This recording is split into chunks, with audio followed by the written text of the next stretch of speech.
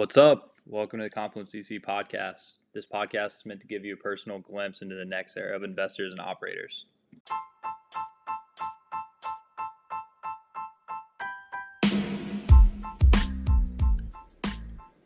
This week we had on Nick Moran with New Stack Ventures. New Stack is a Chicago-based fund and they invest in outsiders. So unpacking that a little bit more, they aim to back pre-seed and seed founders working on problems within software, fintech, prop tech, healthcare, supply chain, and e-commerce.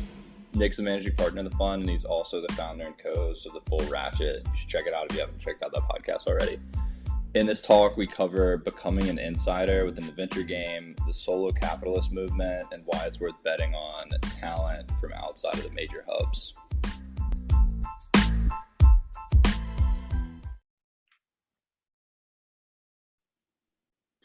Yo, everyone, welcome to the Confluence.VC podcast. Today, we have someone who is our predecessor, a legend in the game, and also a very, very successful VC, Nick Moran from New Stack, and our favorite podcast. I'm not going to say what it is because I want to let him say it himself. I'm like that shook about it. But yo, Nick, how about you say what's up? Give us a quick background, and we dive in from there. Yeah, guys, thanks so much for having me. Huge fans of Confluence. Clearly, you guys have built a platform with real value. And even a lot of the folks here at New Stack talk about Confluence. So well done. Yeah, Nick Moran. I'm the host of TFR, The Full Ratchet, first venture capital podcast, launched 8 years ago, 2014. And I'm also GP of New Stack Ventures, based in Chicago, investing in outsiders. Yeah, that is beautiful. You got to tell us how you decided to start the first venture capital podcast. How did you get there? What was it like getting into the right doors to talk to these people? You've had a lot of legends on your platform. Well, no one was doing it at the time, so that was nice. There was a little guy named Frank Peters that was doing an angel podcast, and then there was Calacanis was doing This Week in Startups. At the time, he was mostly focused on startups. So there's just a gap out there, right? And I was a believer in audio. I thought that audio would explode as, people had mobile devices, and thank God we were right about that. But yeah, I sort of left corporate America and started angel investing, cutting checks. I know you guys cut some checks too. And you quickly survey the land and get a sense for venture. And there's three main things you need in venture, right? You need capital, you need deal flow, and you need portfolio management and ways to help your portfolio. So as I thought about that, I'm like, how can I connect with more potential investors, more capital? How can I source deal flow at scale? At the time, I was looking at about 8 deals a month. After the show launched, about a year into it, I was looking at 8 deals a day. And then finally, I was thinking, how can I help the portfolio? Well, the best way you can help the portfolio in the middle of the country, or startups in the middle of the country, is get them connected to decision makers on the coast. There's lots of different methods for helping out startups, but that became an idea for us. If we could build a network of founding partners and general partners at the top tier 1 Series A firms, then we can get them that warm intro at the right time. And so fortunately, we got really lucky. I think we launched at the right time. It hit the zeitgeist. The listenership grew much faster than we expected. That allowed us to get some sponsorships and pay for a couple people to work at the firm and do some investments. And we just kind of rode it from there. Our ethos here is like always get value back by giving as much as we can, which most of that has been engineered by Clay. But I think you did it, man. You figured out how to elevate yourself by elevating others and living in a mindset of abundance. I also love the fact that you are Chicago-based. I myself am a Chicago kid. Never been a Chicago VC, but Chicago is an incredible place. Is that right? You got to come back, Tyler. Yeah, I'll probably come back and see my mom in a month. When I do, I owe you a dinner because you truly made a difference in me getting a job in venture capital. Let's do it, man. That'd be great. Yeah, man. So how about before diving into some deeper questions, you tell us a little bit more about this fund you got going on? Like, what's the focus? What is your view on what you see yourself as within that org? And you kind of are the org, so I asked that intentionally. Well, we've got a team right? And there's this huge solo capitalist movement. And at the time we closed the fund, we were the largest solo capitalist between the coasts. I'm a big believer in developing young folks and trying to teach. I mean, quite clearly, that's what we were doing with the show for many years. I was learning, and then hopefully I can help train folks that are young in their venture careers and want to learn, and they're hungry and they want to do deals. So we're not going to remain a solo capitalist. We'll promote from within, and we've got folks on the partnership track. That said, what is New Stack? So we're based in Chicago, invest in pre-seed and seed rounds. So average check size is about $1 million, but it fluctuates from, as low as $500,000 up to $2 million. We're ownership focused, and so we lead deals. We lead and co-lead deals exclusively, which is unique. That means we've got to source all our own deals, just not tack on to other people's deals, which is a big distinction in venture. Can talk more about that. But the thesis and the philosophy is really investing in outsiders. So this was organic and developed over time, guys. But when I launched the show, I was an outsider. Nobody wanted to take my call before that. You call up the big shots on the coast of the tier 1 firms, or you shoot them an email, and they don't want to meet with Nick Moran, angel investor in Chicago. You show up with a microphone, then they're interested. They're like, okay, give me the platform. And that allowed us to kind of break into the industry. But I was a corporate America guy. I did M&A for a company called Danaher. I launched a product there that had some success. But I wasn't in the Bay Area. I didn't go to Stanford. I never launched a huge tech company that had a huge exit. And so I was an outsider. And as I progressed with this show and the audience grew, all of a sudden we're getting deal flow from DC and Atlanta and Phoenix, Salt Lake City, Minneapolis, Indianapolis, St. Louis, et cetera. And I'm realizing there are all these founders sprinkled around the country that are high motor people, brilliant, mission-driven, tenacious founders that have, all the IQ of their coastal counterparts, but there are no seed investors in town that can cut $1 million check. And there was just a big opportunity. There was a huge gap for us to be the outsider firm that funded outsiders, folks that were not part of sort of the Silicon Valley zeitgeist. So that's where the thesis came from. It was really organic. It developed over time, but we were able to get in some deals that were very fairly priced at very early stages. And we were the only ones to cut them that first lead check. And those startups have gone on to incredible success. That's fascinating because one makes total sense. Your location, the focus, even the fact that you get people who will send you inbound deal flow from all these places through the podcast and the brand that you've built. But why not also take some of the flow that you're probably getting inbound? I know you're an insider at this point. Well, of course, we do take flow from friends and insiders at this point, but we're not doing deals based in San Francisco and based in New York. And the reason for that is, those have a healthy supply of capital, those regions. And if those deals are coming to us, it either needs to be like a super custom network. So one of our founders is like, hey, my buddy is starting this business in San Francisco. You're the first ones to see it. Then we'll take a look. But other than that, if a San Francisco's deal is getting to us, it's probably been seen by 30, 40, 50 firms. And so it's typically, not going to be a fit. And there are reasons why it's getting to us. So that's kind of the philosophy. We're not against the Bay Area and against New York City. We just see much more value and much more edge in sourcing from places that don't have all the networks built and don't have all the resources and supply side of capital available.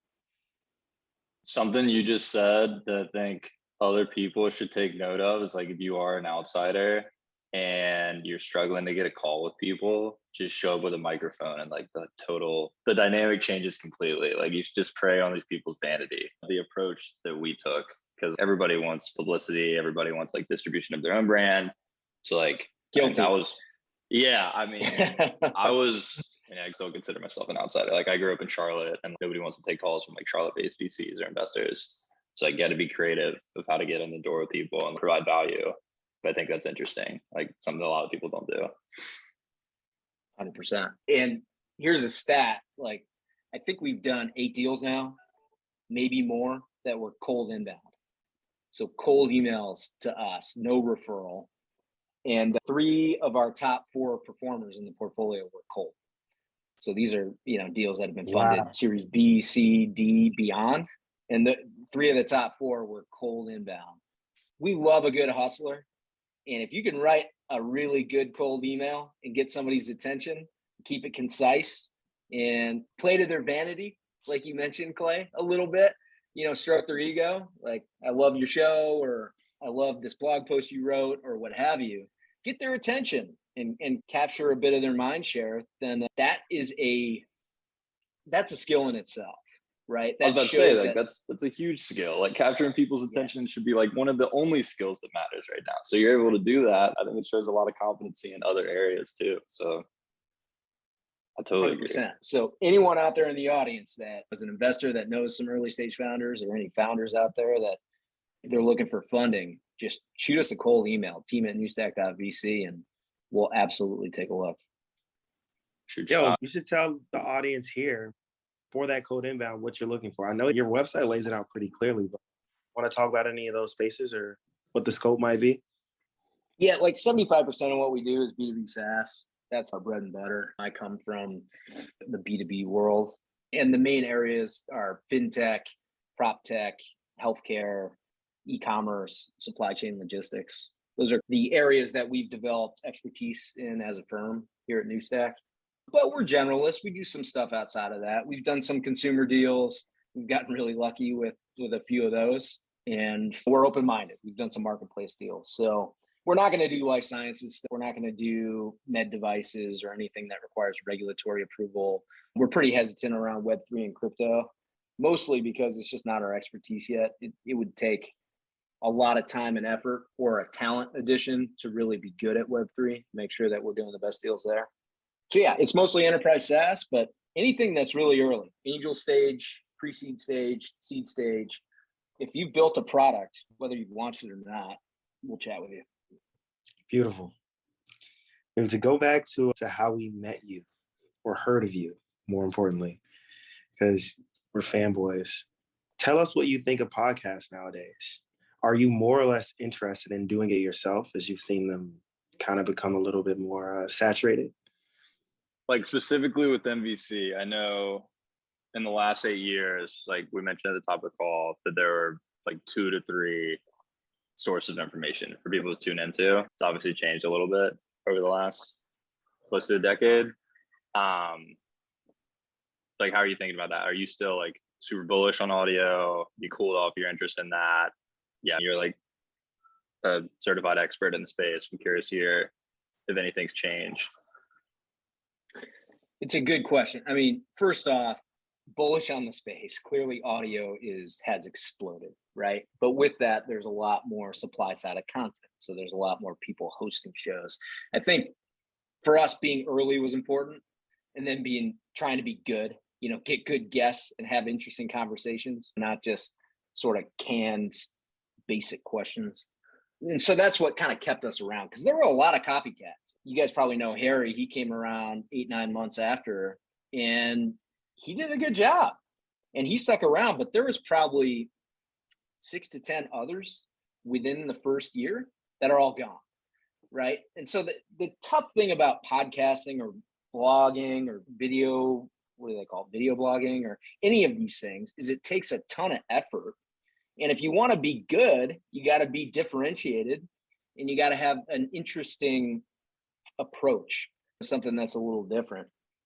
And it just takes a lot of grit and a lot of hustle over a long time. I mean, I've been hosting the show for 8 years, and we just are implementing guest hosting now. So Nate from my team has guest hosted 2 episodes, which will be launched soon, which is great. And we might do guest hosts from the outside too.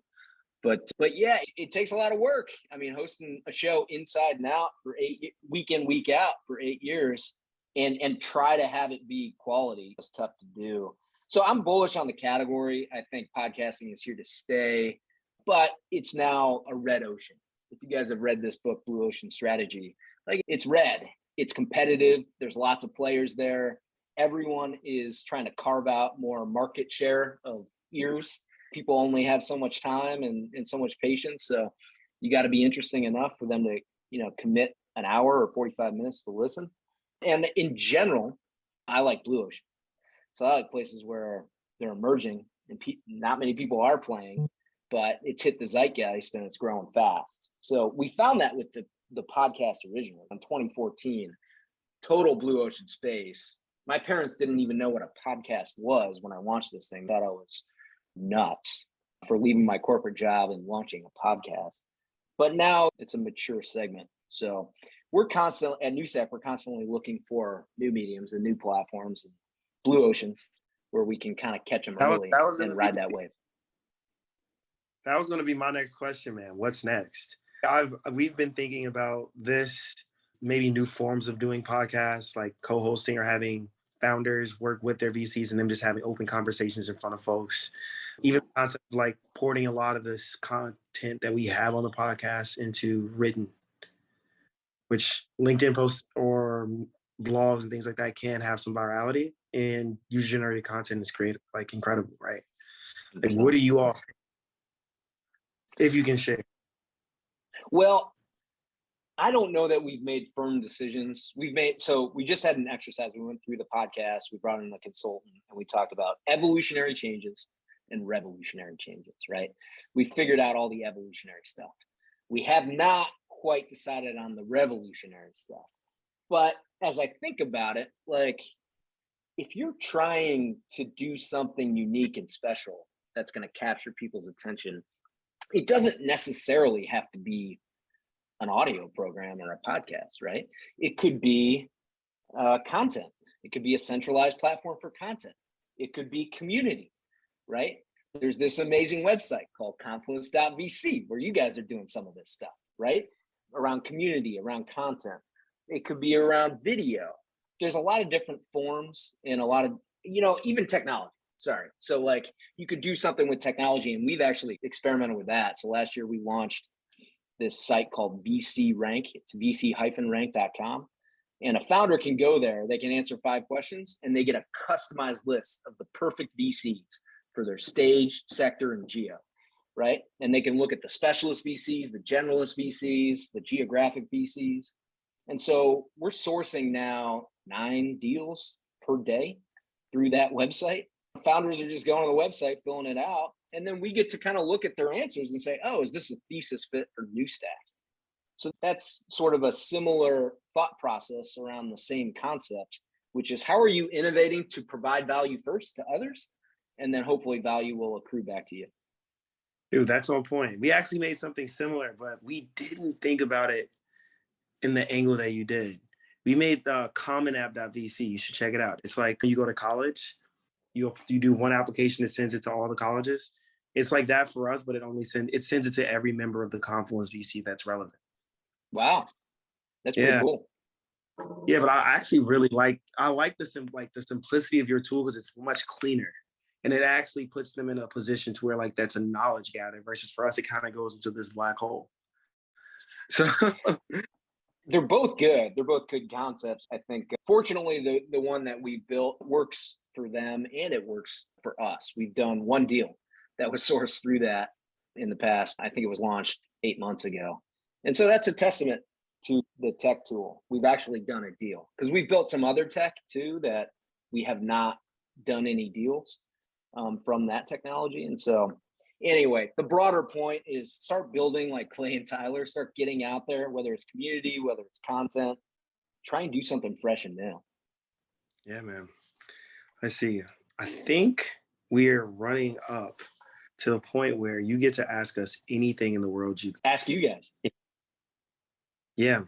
And then we'll go into a rapid fire. It could be about VC, companies, love, I don't care. Clay doesn't either. And yeah, go for it. Then we'll do a rapid fire on Clay. Guys, what do you think is going to differentiate the best VCs from the rest over the next decade? Good question. It seems like a canned answer in a way, but like having a clear differentiator. Like if you ask 90% of VCs today, like they don't really have one. We kind of say the same stuff. Yeah, we have deep connections, we have portfolio founders, whatever, but can't really expand beyond that. And I think I mean, it's like money is literally just commodity. Everybody says that and knows it. Having a clear way to help founders after you invest, whether it's true introductions to downstream investors or true introductions to customers that can then like increase ARR, top line, or just having industry contacts to help them like navigate difficult problems they're facing. I'd say it's probably that. I think I'd say that's one angle. Having unique distribution angles is another. A16Z is the example that everybody gives, has truly invested in the media early and built out their own content arm. I think a lot of people are trying to replicate that, but I think you're going to see how difficult it actually is for all the reasons that we just walked through. Like, you understand this firsthand, like putting together quality content takes a lot of time. Distributing it and creating an audience from that is a whole different animal and takes even more time. But I really think it comes down to that. At least for me, it's those two things: having a clear differentiator and then having some type of distribution advantages can help founders. But I could be totally wrong, but that's just my 2 cents.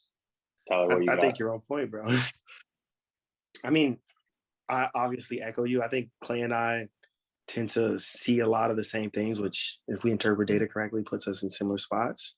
However, like, my thought is at this point, understanding that capital is a commodity. Everybody has a superstar executive on their team, and prices go up unless you get there first or have some reason for people to want to work with you. And what that looks like to me is becoming platform-based, something that scales, something that creates real leverage, institutionalizing, like truly having data-informed decision-making. I think that a lot of people are focused on like how to go get deals, and that's great. But there is an optimal portfolio structure. There are reasons that deals tend to succeed and not succeed. And we now, for the first time, have a plethora of data that enables us to actually start to say, what does that look like, and do true pattern recognition. Of course, you need to be thinking about what's next. But I think once you combine all these things, you're on point. One thing in my own investing endeavors, which I've been setting up something in stealth, which Nick, we should talk about at some point, I mean, Clay will be pivotal in at some point soon, is investing heavily in people.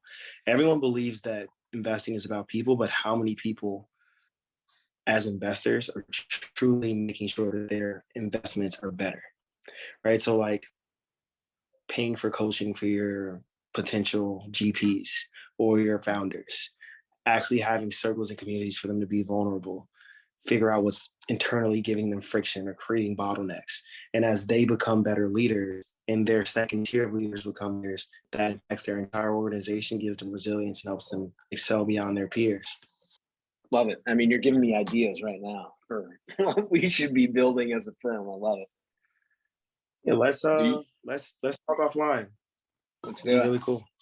100%. Nick, question for you. Do you think that there's going to be some type of consolidation in venture? For the first time in a while, people actually sound pretty bearish on how things are going. I think a lot of people have just been lighting money on fire for the past like 5 years without really an idea of what they're investing in. Do you think that over the next couple of years, maybe don't give a timeline on it, do you think there's going to be a bunch of funds that go under because like they haven't actually been able to generate returns for LPs? Do you think that results in like less LP interest in the space? Do you think that results in a drawback in like total amount of venture dollars deployed, or just total number of funds? Like maybe that's a better indicator. Do you have any thoughts on that? Honestly, I think it's more of the same. The firms that are early in their life, some are not going to build enough of a track record to get to fund 3 is really sort of the litmus test. You know, are you legit or are you a pretender? It's kind of like Series A. You know, can you raise that big Series A as a startup? So getting to fund 3 is really important. And I think a lot of the early funds are going to churn out because the results aren't there, right? The good news is you can build a firm based on influence and a lot of other things these days, taking care of founders, but that doesn't necessarily speak to your selection ability, right? Your ability to pick winners, which is really what this industry is all about, right? You got to be able to source the deals, but then you got to be able to pick the ones that are going to be winners. And at least, 5% of the time, they got to win huge in a huge, huge way. And with the established firms, I don't see it. I don't see consolidation because the established firms have almost permanent capital. Any big name has huge LPs behind them. And even if a third of their LP base churns, they're going to be able to raise another fund and fill some of those gaps. So a lot of the big names are secure long term. They're not going anywhere.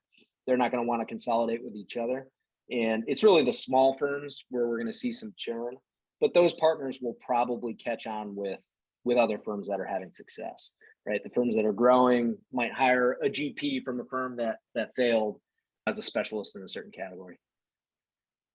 I think that makes sense. It totally makes sense. Well, cool. I know we're running up on time here, but you want to run through quick fire questions? Let's do it. Cool. So got these at the end. 5 questions meant to be answered in 2 sentences or less. First one we've got is, what is a recommendation you hear regularly that you think is bad advice? Lean into your strengths. You think you should do the opposite, or just become more diversified? Well, it depends on what you want to do, right? If you want to be a killer developer your whole life, lean into your strengths. If you want to be a leader, you got to lean into some of the weaknesses. I had stage fright. I couldn't talk in front of people, when I launched the show in 2014. That was my attempt to push myself to network, to learn how to talk in front of people, to learn how to be a leader. So there's all these skill sets that you have to develop if you want to be a CEO and a good leader. And you can't do it if you're afraid to address your weaknesses. I think that's really good advice. I totally agree. In the last year, what new belief, behavior, habit has most improved your life? Probably be grateful for what you've got and not so relentlessly focused on what you don't. It's the curse of success, right? When you're addressing all the weaknesses and the issues, that can lead to success, but it can also lead to a level of never being satisfied and not being truly grateful. Yeah, couldn't agree more. And somebody's always got it better. Somebody's always got it worse. Aside from having to say no all the time, what do you think the worst part about venture is? It doesn't scale like a product company. It's a financial services business. It's very people-centric. And so it's very hard to scale the right way and still give that white glove experience to founders. Totally. I know a lot of our members are like more on the junior side. What do you think your best advice for junior VCs is, or even those aspiring to break into venture? Figure out what you absolutely love. The country's #1 expert in that niche or in that subcategory within your demographic. If you find something that you love that doesn't feel like work and you develop expertise that goes beyond anyone else, we've seen it with Blake Robbins and Packy McCormick and others. If you can develop that expertise and become the expert, you can do anything from there. Really is a eureka moment when you just start producing stuff that stops feeling like work. Because I think everybody, when you hear the word work, it's like negative connotations. But I don't know, I think that's been a huge mindset change for me recently. Is like, all right, I'm just going to continue to do the stuff that I want to do and avoid all the rest. And like typically works out in your favor. I want more people to do that. So I love that piece. Last question we've got, who's a mentor of yours that you want to give credit to? Mentor. Interesting. Well, the person that's not on the masthead of Newstack that should be is my wife. She is definitely my #1 mentor, fan, coach, advisor, etc. She's higher IQ and EQ than anyone else I know. So wouldn't have been able to build this firm without her constant consultation on a daily basis. If you're looking for somebody in the industry, boy, that's tough. Maybe Charles Hudson, Sheil Manat, Rami Adib. Those are 3 guys. Maybe Marissa Campisi too. Like 4 people that are just give first, amazing advice, super generous. Contrarians like me, a bit irreverent. We connect on that level because it's not about how you fit into a box, it's how you get out of the box. And those people have just been incredibly generous with LP introductions and advice and coaching over the years. I can't say enough positive things about Charles, Sheil, Rami, or Marissa. Love it. Love it. Invest in the good mentors and good life partners. So lesson to unpack there. Well, cool, man. That wraps up quick fire. Tyler, you got any other last minute questions you want to throw in? Always. Who do you want to see on the show? For us, this is for us by us. So what you think, we think. This could be dope portfolio companies as well. It doesn't have to just be investor focused, but if you have any like killer founders that are like raising like crazy or scaling like crazy. I mean, I just had Kevin Frechette from Fair Market on the show. That guy's a killer. He's amazing. We were trading notes this morning. He was a cold email to me. His co-founder went to Indiana and was a wrestler at Indiana. I was a swimmer at Indiana. So they connected a few dots, right? It was like Indiana, sports, and TFR. We love TFR. We listen. They got my attention. He airdropped into Chicago. We met up, and then boom, boom, boom. We end up, investing in their pre-seed round way back when. And since then, they raised a Series A from Insight. They raised a Series B from GGV and Insight, and they're off, to the races. He's a total stud, and we've got so many founders, so I can't really pick and choose the favorites because we've got a couple just incredible rocket ships in Fund 2. We just started investing out of Fund 2 late 20. I think we have 14 deals, and we've got a couple that have raised big Series A's. And so, the founders over at BTR would be great. The founders at Equipify would be great. On the venture side, any of the 4 names I listed before, I know you asked for 1, but I gave you 4. Any of those people would be awesome if you could get them on the show. Sheil usually does shows. Rami will do a show here and there. Charles will do a show. I don't know about Marissa, but any of those 4 would be freaking great. And they'll give you hot takes. Like they'll give you different perspectives instead of just the standard ventures sourcing game BS. Love hot takes. So anybody, you're obviously no pressure, but anybody you're open to introing us to, we'd love an intro. We'll try to return the favor. Of course.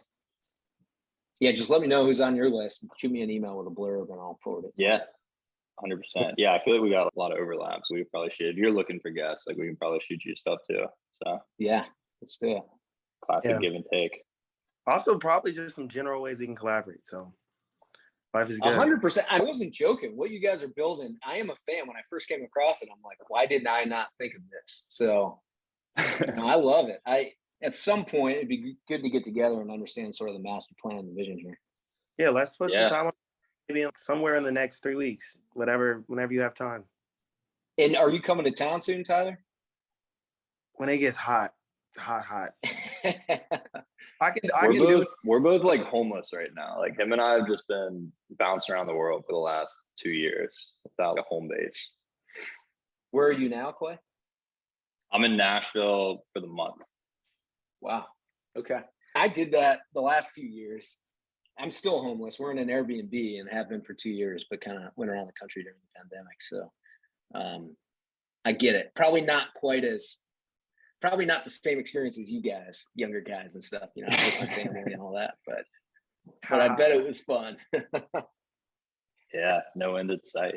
Probably gonna keep doing it for a while. Well, good guys. Yeah, dude, this has been awesome. I appreciate you taking time. Shout out Zeke for making it happen. This has been great. We'll clean all this up and we'll shoot it back over to you just so either him or yourself can review it, make sure everything is good to go. And I think we have this scheduled for like early next month, if that timing works for you. We shoot these out every Thursday morning. So that time it works for you. You'll have it in your inbox. You'll be able to review it with plenty of time before then. But just want to like level set on when we'll get it out. That's great. Yeah, we'd love to connect again, guys. Reach out at any time, and if I can help with guests or anything, give me a shout. And look forward to meeting in person sometime. What's that, Tyler? You have plans to be in New York at all? I'm like setting up a new condo and everything out here now. I'll still be traveling, but not right now. I'm headed to Europe for a few weeks in June. No plans for New York currently. Dude, I'm actually truly pissed that your fund is closed. I appreciate that, man.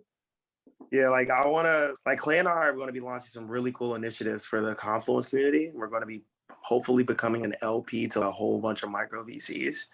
But separately, I want to be an LP to funds like yours who truly make a difference in the space. And I guess context is just like I'm investing for the family that owns Estee Lauder. It's like a 50-something $1 billion family. And we just want to be super deep in the weeds. And we're just going to be leveraging a lot of the stuff Clay and I built to take our community to the next level and hopefully stuff like yours as well. Amazing, guys. Amazing. Congrats on the successes. It's hard to get where you've gotten. So well done. And there will always be other funds, Tyler. We'll raise another one late next year. So, if you're wanting to take a look at the deck and stuff, we can make it happen. Yeah. I should probably just introduce you to my partner at some point as well. Sounds good. Cool. Well, keep the communication lines open, guys. Anytime. Sounds good. Will do. All right, Phil. Talk soon. Later. Take care. Peace.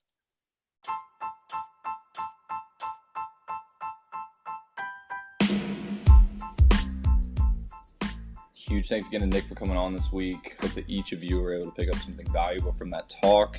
If you're looking to get in touch with Nick, you can find his social info within the description below, and you're a Confluence member, you can also find that info within our member directory. For next steps, if each of you have not submitted your info to become a member yet, you can do that through our website at www.confluence.vc. And also, if you want to become a subscriber to the newsletter, we offer a ton of free resources in there each and every week meant to help you become better at your individual roles. You can subscribe there at www.confluence.substack.com. Hope that helps. Hope to hear from y'all soon.